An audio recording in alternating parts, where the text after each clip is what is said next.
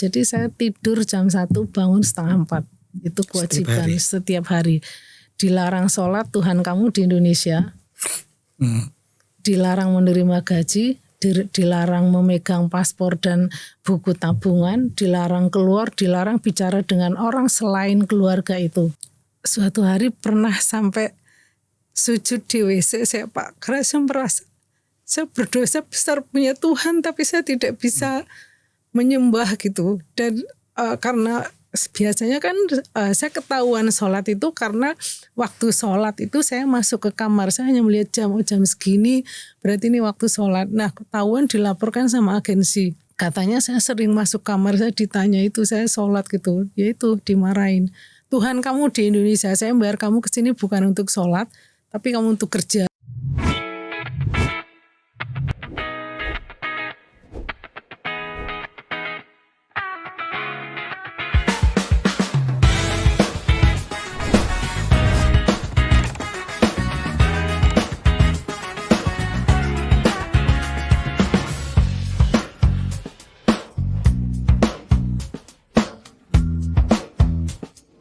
Assalamualaikum warahmatullahi wabarakatuh.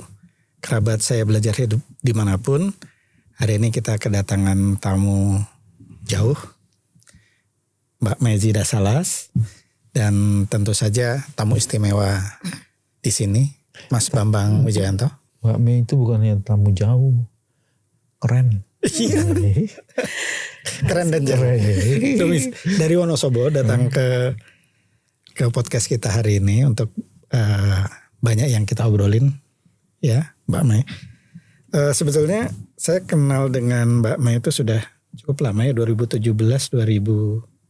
kemudian 2018, ya. 2011 peluncuran buku Nyala-Nyali di Jogja, ya. Mbak Mei hadir juga. Dan salah satu yang saya tulis nih Mas BW di dalam buku itu adalah saya beri judul Mejida Salas, Air Mata Tak Sudah-Sudah. Ini salah satu alinea pertamanya, begini bunyinya. Mejida Salas melihat awan bergerombol, beriak seperti menari di atas ketinggian puluhan ribu kilometer. Ia menatap itu semua dari balik jendela pesawat yang membawanya ke Washington DC, Amerika Serikat, Juni 2018. Itu prolog dari tulisan untuk menggambarkan setelah itu Mbak Mejida ke Amerika untuk mendapatkan penghargaan dari pemerintah Amerika Serikat untuk anti human trafficking ya. Trafficking Person Heroes. Trafficking Person Heroes 2018. Gimana itu ceritanya Mbak? Ya, saya sebenarnya itu awalnya nggak tahu ya kalau mau diundang pemerintah Amerika Serikat. Waktu itu saya dihubungi oleh IOM, International Organization for Migration. Diberitahu bahwa saya direkomendasikan untuk bisa mendapatkan award ini gitu. Ada beberapa aktivis yang direkomendasikan, kalau nggak salah waktu itu 20 ya. Yang lolos itu saya, dan katanya saya akan dihubungi oleh staf US Embassy untuk Indonesia.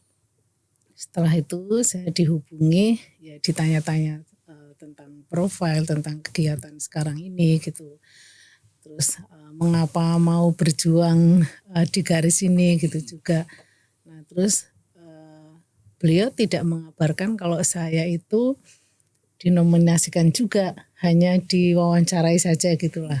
Nah terus waktu itu beberapa kali dihubungi, lalu ditanya apakah saya sudah punya visa Amerika. Saya bilang belum. Apakah sudah punya paspor? Sudah gitu. Nah terus saya diminta untuk mengurus visa Amerika dan dibantu oleh staf kedutaan Amerika. Jadi memang waktu itu ngurus visanya itu sangat mudah dan kilat gitu ya. Dan ternyata saya baru dikabari kalau saya harus berangkat ke Amerika Serikat untuk mendapatkan award itu bersama dengan 9 orang lainnya dari 9 negara di seluruh dunia. Jadi totalnya ada 10 orang dari 10 negara di dunia yang mendapatkan award itu. Gitu Om ceritanya. Itu prolog di depan gitu ya. Nah, ditarik ke belakang sebetulnya kan Mbak Maijida Salas ini bukan hanya aktivis anti human trafficking awalnya, tapi justru menjadi korban human trafficking. Ya. Nah, itu bagaimana juga itu ceritanya? Iya, itu diketahui oleh IOM karena mereka tahu saya itu korban human trafficking, dan kebetulan selama ini saya itu sudah menjalani konseling melalui Yayasan Pulih selama 3 tahun. Karena psikologi saya itu kan tergoncang gitu ya, bisa dibilang saya belum normal. Jadi secara emosional itu masih sering belum bisa mengukur, belum bisa memanage emosi diri saya sendiri gitu. Itu kan agak cukup membahayakan ketika saya menolong orang. Sementara saya punya semangat yang sangat tinggi untuk bisa menolong sesama gitu, sesama korban. Waktu itu saya di SBMI. Nah, dari apa yang saya alami, saya lakukan gitu melalui pendampingan dan saya dilihat oleh teman-teman aktivis lain, oleh NGO internasional kayak IOM itu tadi, katanya saya punya potensi gitu untuk bisa dikembangkan gitu kan. Nah, akhirnya mulailah dari situ aktivitas-aktivitas di organisasi, aktivitas saya di desa gitu terbaca. Lalu kemudian terbaca juga oleh teman-teman media, termasuk Om juga kan akhirnya bisa menemukan saya gitu ya. Dari media inilah yang kemudian di-track oleh pemerintah Amerika Serikat, oleh banyak NGO internasional, siapa sih ini gitu, yang kemudian sampai pada akhirnya beberapa media kayak dulu ada liputan SCTV Award, kemudian ada Kick Andy di tahun 2014, lalu ada beberapa award, terus kemudian ada 3 kementerian yang memberikan predikat Kartini Next Generation di tahun 2015, ada Kemenpora, KPPPA, sama Kominfo, karena saya salah satunya memanfaatkan digitalisasi untuk mengedukasi masyarakat bagaimana melakukan upaya pencegahan tindak pidana perdagangan orang bagi diri sendiri dan bagi orang lain. Kemudian dari Tabloid Nova dan beberapa media yang memberikan penghargaan itu saya kira mereka juga selain mencari saya dan sumber-sumber lain juga salah satunya itu kan dari media sosial dan media-media lainnya. Nah, kita kembali lagi waktu Mbak Mei sebagai buruh migran, berarti titik awalnya kan sebetulnya di situ ya Mbak. Itu Mas BW, Mbak Mei ini menjadi buruh migran di Korea Selatan tuh tahun berapa Mbak? Tahun 97 sampai 99, kemudian totalnya itu 18 bulan. Kemudian ke Taiwan ya? Ya, pulang tahun 2000. Kemudian karena saya masih punya hutang yang utuh untuk biaya penempatan ke Korea Selatan, karena waktu itu kan berangkatnya saya utang uang ke bidan di desa saya yang kebetulan orangnya cukup baik gitu. Nah, kerja di Korea, krisis global itu saya belum punya sisa gaji, saya harus dipulangkan karena kolab, dan saya mencoba di sana sudah melarikan diri mencari pekerjaan karena kerja resmi sudah nggak ada peluang, semuanya kolab, dipindah kolab lagi, dan waktu itu saya mau dipulangkan oleh agensi, saya kabur, tapi ternyata kabur itu tidak menyelesaikan masalah, justru baru 12 hari kerja tempat saya bekerja itu digerebek polisi imigrasi, lalu saya ditahan 16 hari, lalu dideportasi. Jadi kan utangnya masih utuh. Saya pusing di rumah karena ijazah hanya MTS saja, nyari pekerjaan di Indonesia saya kira tidak mudah gitu. Terus saya pamit lagi ke orang tua dengan modal menjual pekarangan untuk biaya saya bekerja ke Taiwan, masuk di pabrik. Di Jakarta saya ketemu sesama calon pekerja migran orang Madiun yang ternyata dia menipu. Dia itu saya dengan gampangnya ditipu oleh dia. Jadi dia bilang mau kerja ke Amerika Serikat, 10 hari lagi mau berangkat tapi uangnya kurang 25 juta. Dia ngakunya ex Taiwan, tapi dia gagal secara finansial karena ada problem. Terus dia cerita kalau yatim piatu, tidak punya saudara satu di Malaysia hilang kontak, dan dia biayanya saja hasil dari pamannya menggadaikan sawahnya. Jadi kan saya punya rasa kasihan, terenyuh, pingin membantu gitu. Tidak taunya begitu uang saya udah dipinjamkan, dia kan menjanjikan nanti kalau saya sudah kerja di Amerika, gajian pertama saya biayai kamu untuk ke Amerika, kerja ke Amerika gitu. Dan saya tergiur juga. Ternyata memang, saya ditipu. Memang dari awal Mbak Majidah ini memang ingin bekerja di luar negeri. Iya, di Taiwan. Sebagai buruh migran. Iya, di Taiwan. Di sekitar Wonosobo gitu nggak ada lapangan kerja yang. Waduh, di sekitar Wonosobo kalau ijazah MTS kerja apa? Nggak ada lapangan pekerjaan. Bahkan sampai sekarang pun masih seperti itu ya. Jadi uang saya ketipu, dia nggak bisa dikontak lagi. Terakhir dikontak itu kayaknya di kandang ayam, banyak suara ayam itu, saya langsung dimatiin. Saya langsung lemes gitu ya. Wah, saya ini ketipu gitu. Jadi waktu itu saya tidak berani pulang ke rumah. Saya kan posisi sudah di PJTKI, di penampungan. Tidak berani ngabarin ke orang tua juga kalau saya ketipu uangnya. Nah, saya bingung, dalam kondisi bingung, panik. Saya ketemulah dengan calo. Nah, calo ini dia menempatkan ke sektor domestik atau pekerja rumah tangga. Saya ngikutin aja. Waktu itu hanya membayar 4.700.000. 2.700.000. Lalu saya masuk ke penampungan calon PRT itu, di situ selama 3 bulan, dan disitulah saya merasakan betapa sulitnya orang mau kerja ke luar negeri. Karena saya itu tidurnya bersama 186 orang waktu itu. Tidurnya itu hanya di ubin, tanpa bantal, tikar, selimut, apalagi. Makan pakai piring plastik. Jadi kalau tidur itu ya, malam bangun mau ke kamar mandi, mau balik lagi udah bingung nyari tempat mana yang bisa buat tidur. Kadang tidurnya hanya pindah ke teras. Teras pun penuh. Calon TKW. Dan di situ pula saya melihat ada pelecehan seksual yang terjadi, yang dilakukan oleh staf-staf PJTKI. Zaman dulu bahasanya kan PJTKI ya, namanya PJTKI. Sampai ada yang hamil harus digugurkan, dan itu beberapa teman saya mengalaminya. Terus makan harus pakai piring plastik, mandi, satu kamar mandi panjang itu harus 10 orang dan dibatasi waktu 10 orang ini satu grup masuk 10 menit harus selesai mandi dan mencuci baju. Kalau telat kita dihukum, suruh lari di halaman itu sampai 15 kali. Terus suatu hari bosnya datang, katanya kalian semakin gemuk, mulai besok sarapannya air putih saja, jangan makan nasi gitu. Nah, bentuk-bentuk kekerasan, eksploitasi itu sebenarnya sudah terjadi ketika di penampungan. Kita disuruh bekerja dengan alasan kita praktek, tetapi prakteknya itu bukan yang nanti akan dipekerjakan.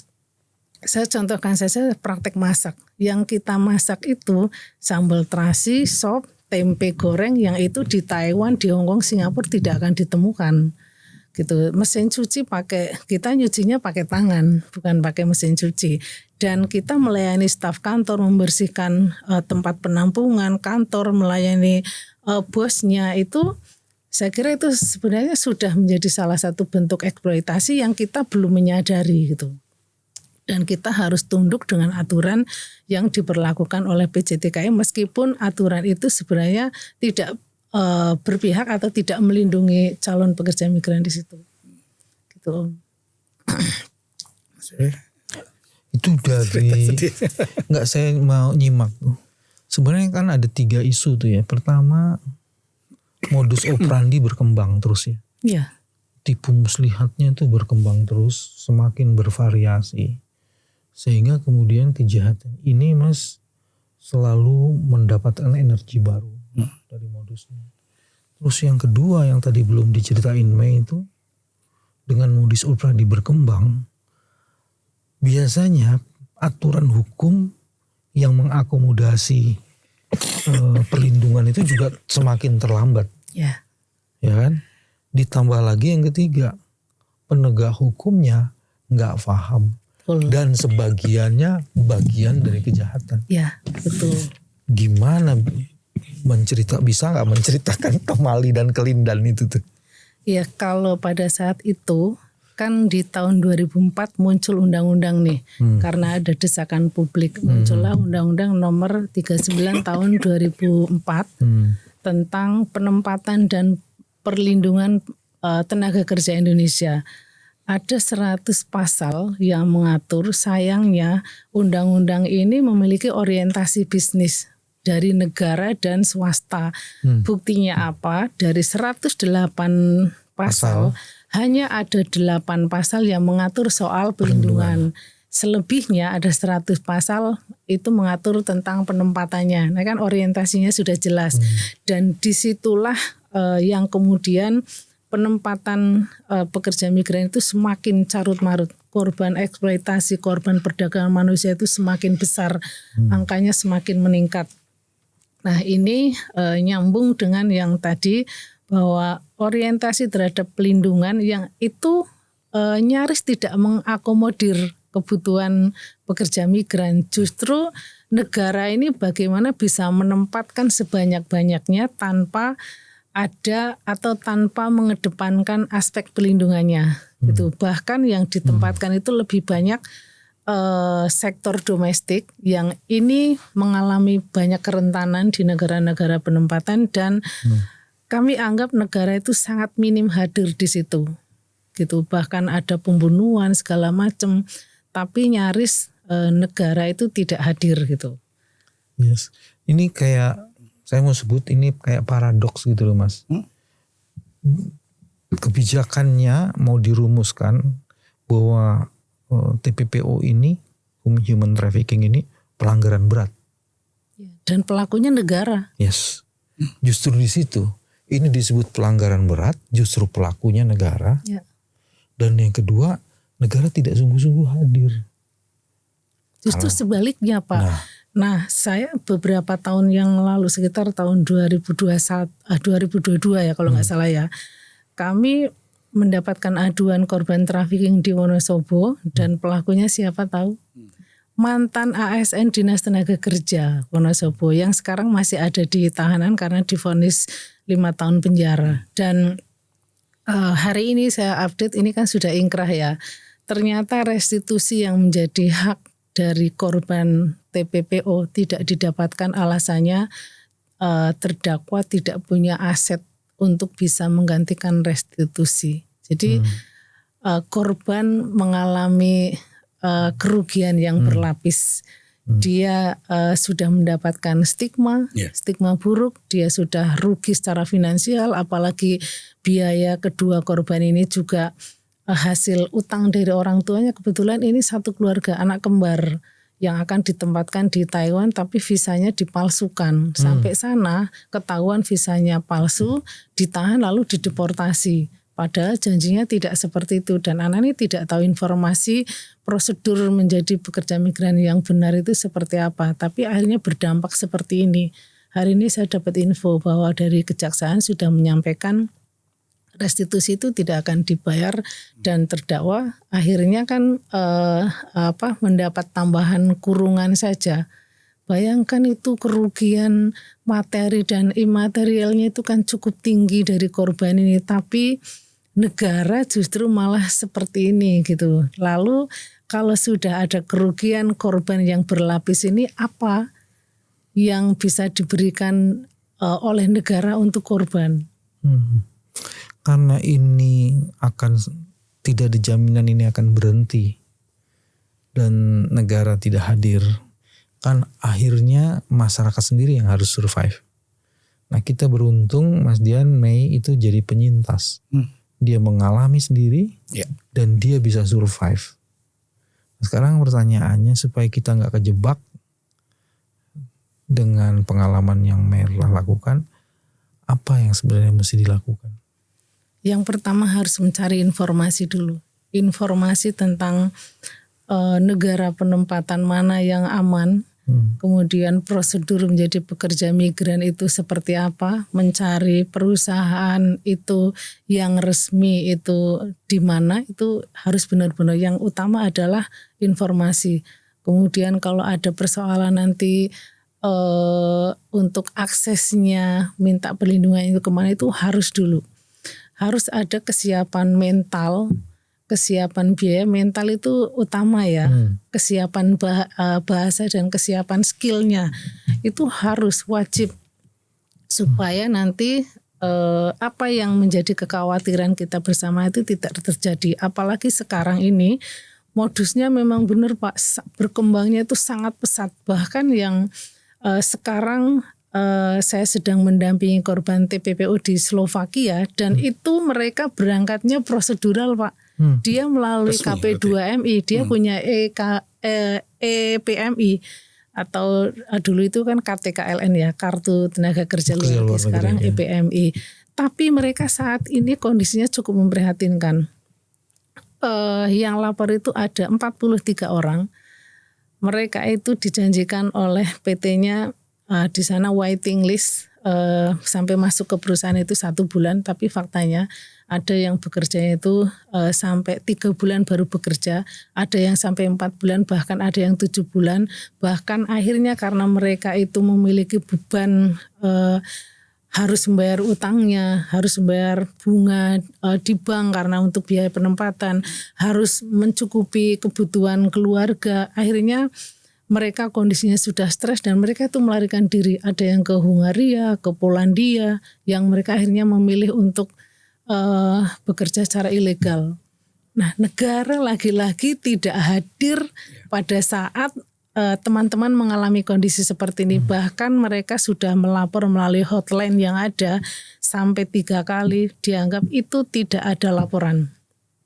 Laporan tidak masuk, apa gunanya hotline?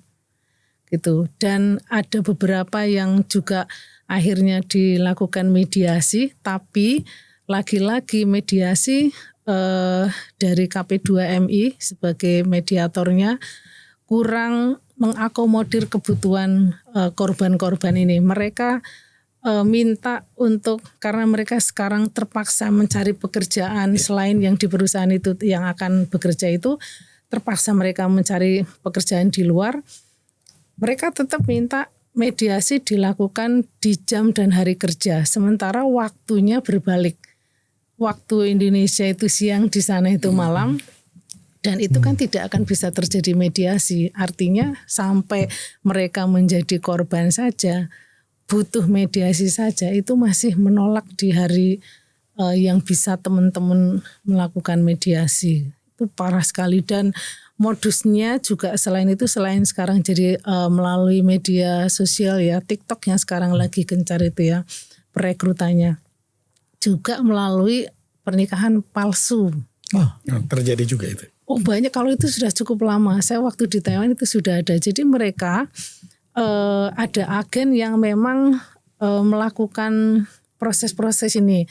Jadi seolah-olah misalkan saya calon korbannya, saya akan dinikahkan dengan orang China atau orang luar negeri. Jadi seolah-olah nanti akan ada pesta, dokumennya itu dipenuhi, dokumen persyaratan dipenuhi, ada pesta di salah satu hotel sebagai bukti dokumentasi bahwa ini ada pernikahan. Itu menjadi syarat. Kemudian korban nanti di sana itu menjadi korban eksploitasi, baik seks ataupun ekonomi dan tenaganya juga. Mereka kerja sampai bertahun-tahun, dipotong gajinya untuk agensi dan untuk pengantin laki-laki yang sudah mengeluarkan biaya pernikahan dan biaya persyaratan untuk nikah palsu, Pak. Itu banyak terjadi. Lalu ada lagi modus yang lain. Jadi sekarang ini modus barunya melalui komunitas Harley.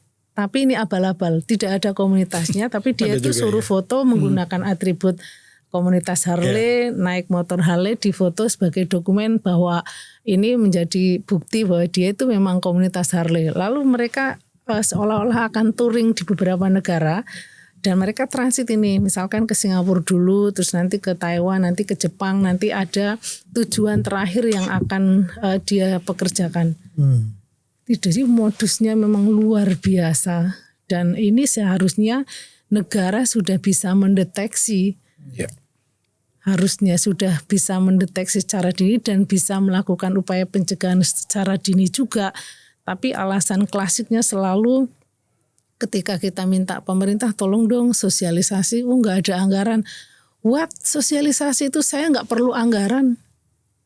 Podcast seperti ini, nulis di media sosial itu nggak perlu anggaran kok, nggak harus yang stafnya turun, yang mau sosialisasi itu eselon berapa, nanti rombongannya 15 atau 20 harus nginep di hotel berbintang, biaya yang mahal dan lain sebagainya. Nggak perlu seperti itu. Ada banyak cara untuk kita menyampaikan informasi ke masyarakat yang bisa langsung diterima oleh masyarakat dengan secara efektif, mudah dan murah bahkan gratis.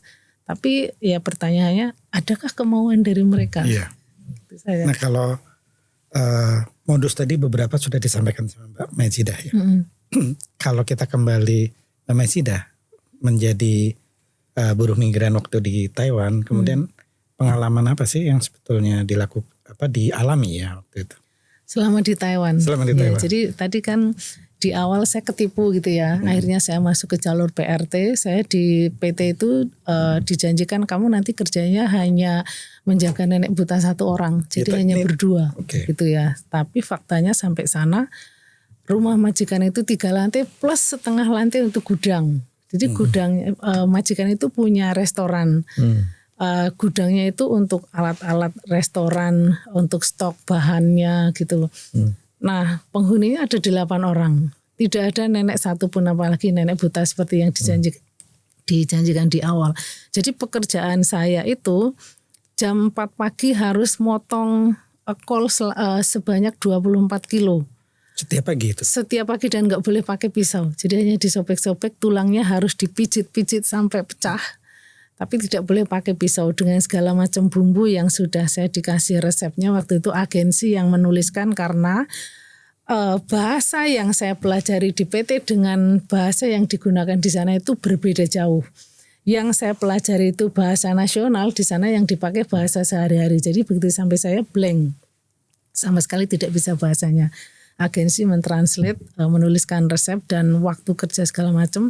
Jam 4 itu mulai ngolah acar Taiwan.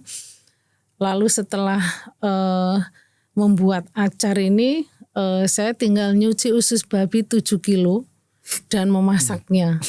Setelah itu baru saya boleh makan mie 1.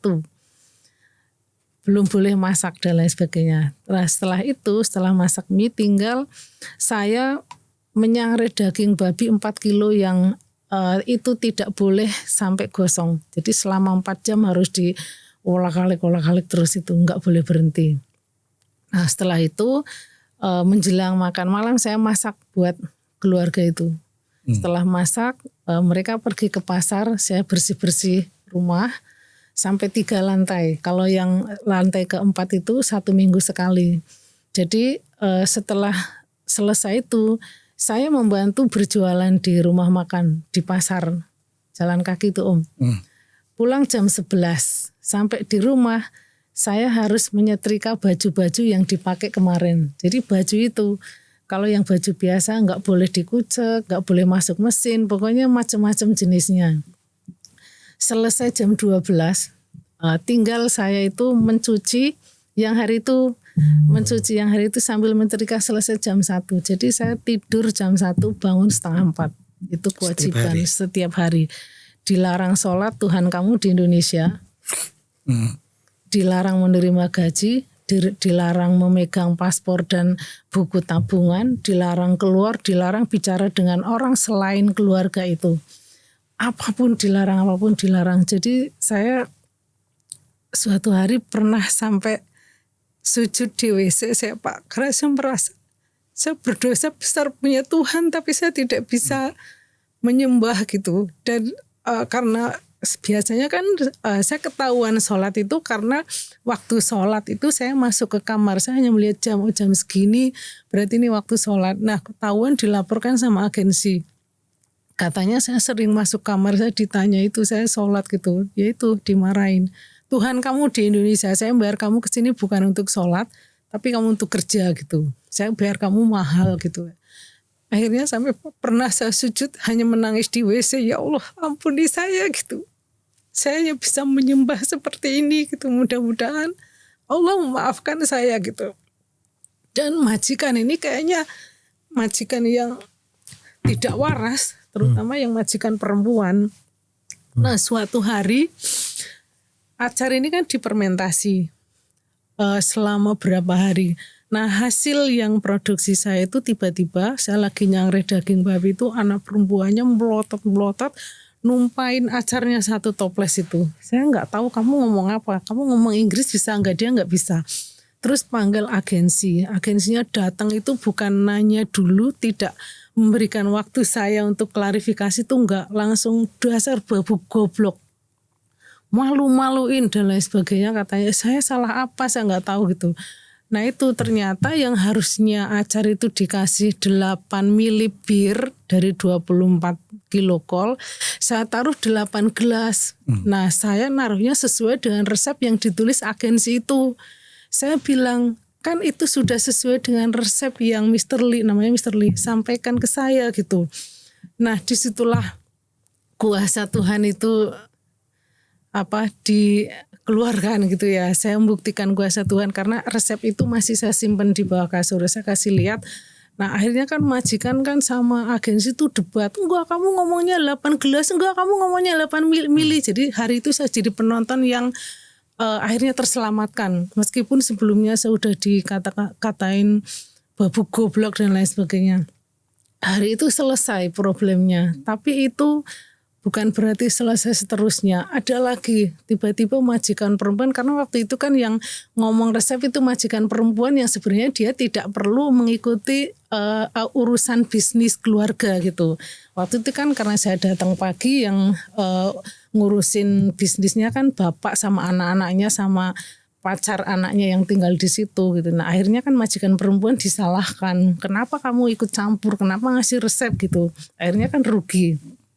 Nah, suatu hari muncul lagi masalah. Katanya ada laki-laki masuk ke sini minta semua dipasang CCTV gitu. Kalau saya oke-oke aja, jangankan sampai memasukkan laki-laki. Saya mau buang sampah itu majikan sudah begini di pinggir pintu. Padahal membuang sampah itu hanya melalui truk lewat. Itu berapa lama ya Mbak Mai? Itu 3 bulan. Bertahan dengan situasi itu? Ya mau nggak mau harus bertahan. Saya mikirnya saya punya utang banyak. Utang yang biaya ke Korea belum dicicil, utang yang ketipu jual pekarangan belum terbayar sepeser pun, saya bertahan dengan itu. Nah setelah itu lagi suatu hari kan itu udah ada CCTV ya. Suatu hari anak yang ragil itu yang gagap, dia nepuk bau saya pas saya lagi masak. Sama lagi nyangre daging babi, anak laki-lakinya itu air minumnya habis, dia kan tinggal di lantai 2. Dia nepuk saya, weh gitu, mungkin dia itu ngeluweh gitu bahasa Jawanya ya.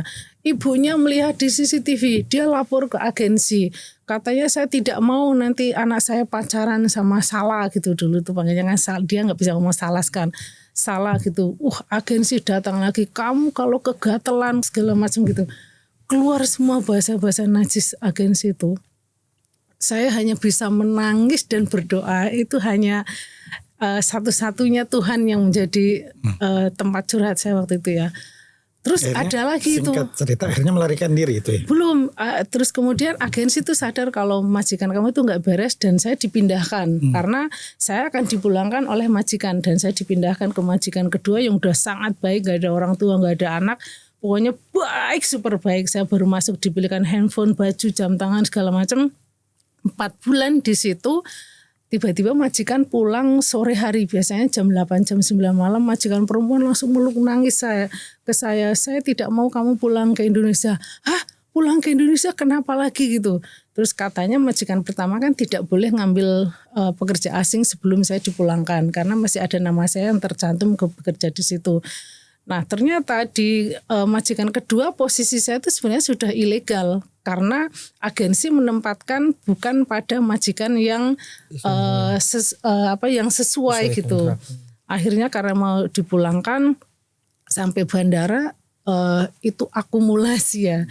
Saya teriak kalau sampai saya dipulangkan, saya mau lapor polisi, ternyata agensi ketakutan dan ditunda. Saya bawa lagi ke agensi, sudah ditungguin 6 staf agensi yang semuanya memaki-maki. Hanya ada satu orang Medan namanya Evi yang cukup baik, dan hari itu saya melarikan diri karena saya tidak siap. Dan ketika perjalanan dari majikan kedua menuju agensi ini, pelecehan seksual itu saya alami yang dilakukan oleh Mr. Lee selama di perjalanan. Sampai karena saya menolak gitu ya, sampai baju saya ditarik, kancingnya lepas, saya ditonjok, terus kepala dibenturkan ke kaca mobil. Nah ini yang saya jadi merasa kejadian masa lalu itu terjadi lagi gitu. Dan ketika melarikan diri ternyata saya kondisinya justru tidak lebih baik ya. Jadi kalau mau cari kerja syaratnya harus ditiduri dulu. Saya butuh menginap semalam aja, saya harus ditidurin. Saya butuh makan, saya harus ditidurin gitu. Jadi masa-masa pahit itu sampai yang akhirnya saya memutuskan saya tidak mau minta tolong, saya tidak mau mencari pekerjaan melalui agen-agen gelap ini, sampai saya tidak mau nebeng tidur di pekerja asing. Waktu itu kan ada orang Thailand gitu ya yang menolong, tapi dengan syarat itu Pak, dan saya tidak punya pilihan apapun. Karena saya sendiri dan saya tidak punya kontak siapapun. Akhirnya saya memilih tidur di pematang sawah dengan perut lapar tanpa uang. HP-nya baterainya habis. Jadi paginya saya lihat lampu Sogo. Saya jalan kaki dari sawah itu menuju Sogo. Saya pingin ngisi perut itu, makan tester dari ujung ke ujung, balik lagi Pak. Kisah Mbak Mei ini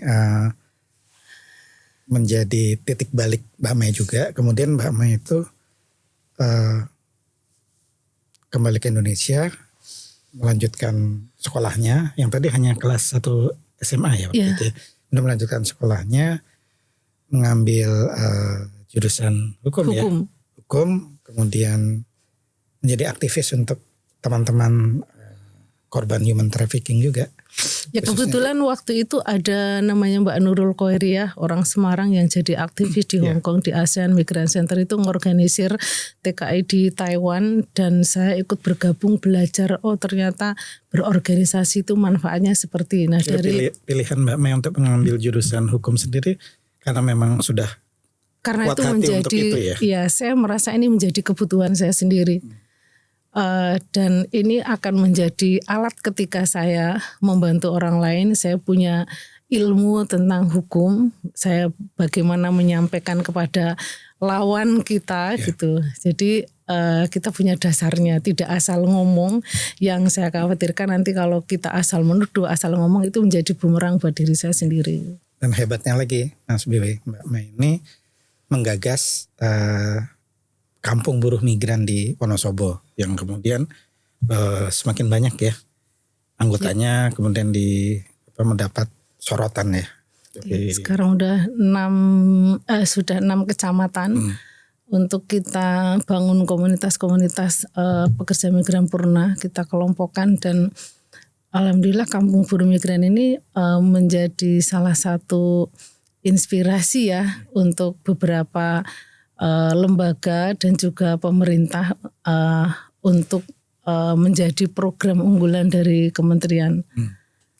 Ya, jadi pengalamannya dikonversi menjadi pengetahuan, dieksekusi menjadi kegiatan, dan itu menjadi bagian penting dari seluruh daya survivalnya Mbak Mei tadi itu.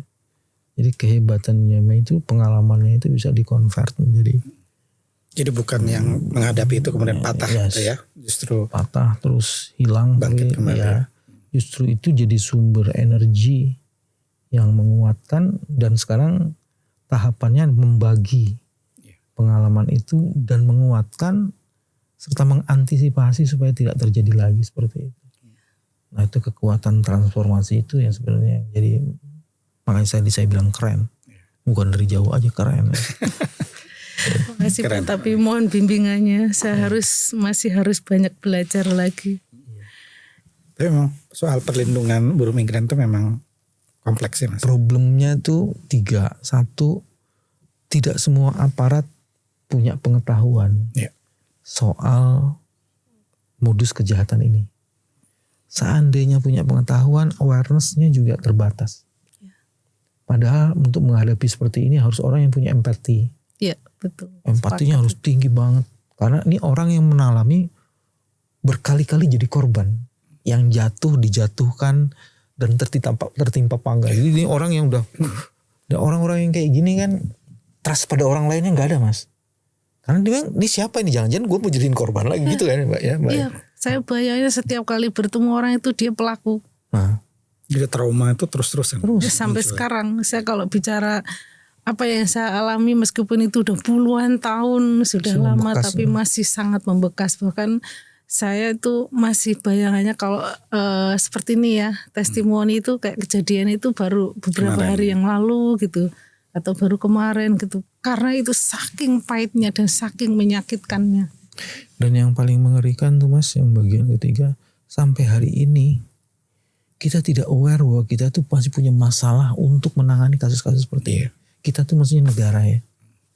Nah untungnya kemudian ada orang-orang seperti Mei ini yang jadi penyintas. Kalau enggak negara ini sama sekali tidak problem yang sangat dekat sekali dengan kita ya. Ya begitulah.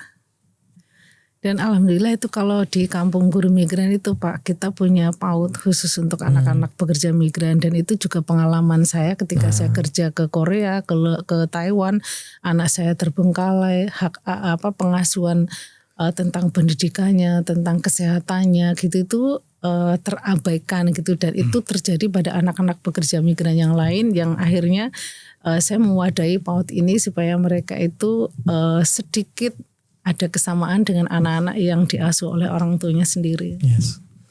Sekali lagi kita salutlah dengan apa yang diperjuangkan Mbak Maizidah Salas sampai hari ini. Tantangan kita bagaimana cloning Mei yang lain. Karena kita sebenarnya butuh banyak Mei. Hanya mungkin belum dimunculkan saja. Baik. Kerabat Saya Belajar Hidup, banyak sekali pelajaran yang kita dapatkan hari ini. Di terakhir tulisan tentang Mbak Maizidah Salas di buku saya itu, saya bacakan, Maizidah Salas, perempuan itu bangkit dari ketidakberdayaan, air mata dan keringatnya dulu menjadi kebanggaan kini. Karena dengan semua larannya, ia bisa suarakan para korban perdagangan manusia kepada dunia. Perempuan desa itu telah berbuat melebihi yang dia pikirkan. Terima kasih Mbak Maizidah Salas, terima kasih Mas Bambang Wijayanto.